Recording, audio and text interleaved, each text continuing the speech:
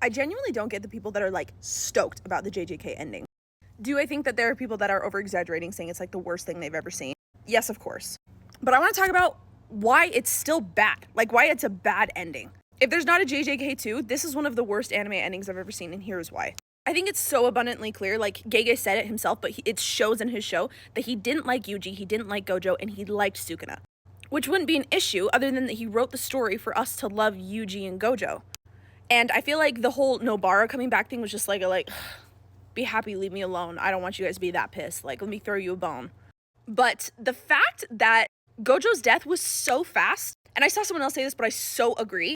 If he wanted him dead, he should have written it like very final. His death should have had like at the end like a R.I.P. Satoru Gojo, and like made it like perfectly clear, like an interview, like he's not coming back, guys. He gave us so many Easter eggs of Gojo coming back, like all of the people freaking out that Gojo was coming back. You don't do that if someone's actually dead. No one did that for Erwin and AOT. No one did that for Nanami, because he made those deaths final.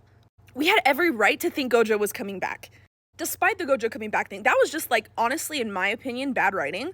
The way he did it, that is. Because to me, I actually understood, because I got into JJK when Gojo had already died. Like, I got into it like last November.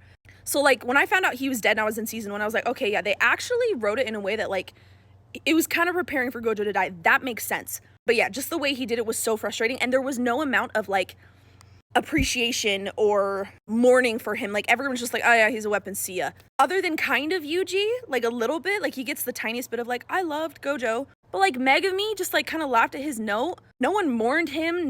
They didn't do a funeral for him. They didn't like, not even Shoko. Like, I don't know. Because I get that Jjk didn't like Gojo, but we did. And I feel like he's not valuing his fans, the people that got him where he is. This finale feels like okay, I'm finally done with this story that made me millions. Now I can move on to other things because I hate this story. Good for you. You made all of us love it. Like, be loyal to your fans and wrap it up in a really good way.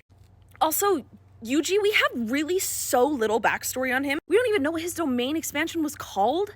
Megumi didn't even get to do his again. Like, I just feel like he put so much time and effort into the Culling Game characters that he kills off anyways. They all get backstories and domain expansions and cool stuff, and then die. We get like no character development for the characters we actually care about. But yeah, the biggest realization I had this week is Jjk doesn't care about his fans. Like, you know how there are like the celebrities that don't care about their fans, and then the celebrities that do? Jjk is one of those celebrities that couldn't give a crap about his fans. Because if he did, he would like respect us enough to wrap up the story and the characters that we love in a way that's respectful to the characters and to the fans that put him where he is. So yeah, that's my beef with the ending. I honestly am stoked that our big three are alive. I love that. I'm glad they get a happily ever after, but like, the wrap up was not good. It just wasn't. If you have differing opinions and better perspectives, I'd honestly love to hear it, because I'm pretty fired up about this.